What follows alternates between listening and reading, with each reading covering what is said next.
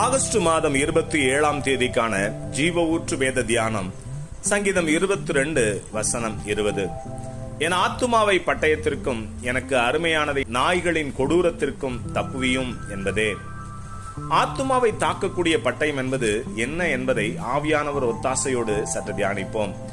இவ்வசனத்தில் கூறப்பட்டுள்ள பட்டயம் என்பது மாம்சத்தை அழிக்கும் பட்டயம் அல்ல. இது ஆத்துமாவை காயப்படுத்தி மரணம் ஏற்பட பண்ணுகிற பட்டயமாகும். சரி, இங்கே குறிப்பிடுகிற ஆத்துமாவுக்கு விரோதமான பட்டயம் என்பது எதை குறிக்கிறது என்பதையும் பார்த்து விடலாம். 1 பேதுரு 2:11 பிரியமானவர்களே, அந்நியர்களும் பரதேசிகளுமாய் இருக்கிற நீங்கள் ஆத்துமாவுக்கு விரோதமாய் போர் செய்கிற மாம்ச இச்சைகளை விட்டு விலகி என்று வேதம் கூறுகிறதை கவனியுங்கள்.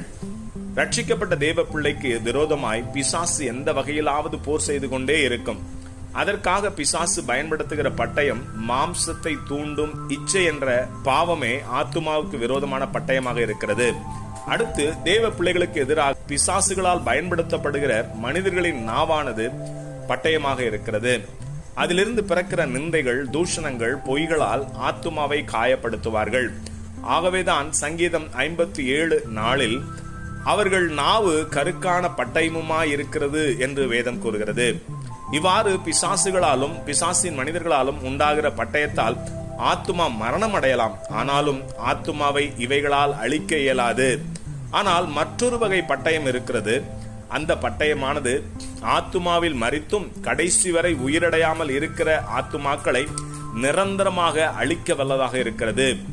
ஆத்துமாவை அழிக்க வல்ல அந்த பட்டயம் என்னவென்றால், யோபு 19:29 பட்டயத்துக்கு பயப்படுங்கள், நியாய தீர்ப்பு உண்டென்கிறதை நீங்கள் அறியும் பொருட்டு மூர்க்கமானது பட்டயத்தினால் உண்டாகும் ஆக்கினையை வரப்பண்ணும் என்றான் என்று வேதம் எச்சரிக்கிறது. ஆம், ஆத்துமாவில் மரித்தவர்களை நித்தியமாய் அழிக்கும் பட்டயம் என்பது மனுமக்களுக்கான கடைசி நியாய தீர்ப்பே அந்த பட்டயமாகும். இந்த பயங்கரமான பட்டயத்தை பயன்படுத்துபவர் யார் என்றால், மத்தேயு 10:28 ஆத்துமாவையும் சரீரத்தையும் நரகத்திலே அழிக்க வல்லவருக்கே பயப்படுங்கள் என்று நம்முடைய ராஜாதி ராஜாவாகிய இயேசு மகாராஜா கூறுகிறார். ஆம், அவரே ஆத்தும அழிவிலிருந்து நம்மை விலக்கி காக்கிறவராகவும் இருக்கிறார். ஆகவே அவருக்கே பயந்து ஆத்துமாவை காத்துக்கொள்வோம். ஆமேன். அல்லேலூயா.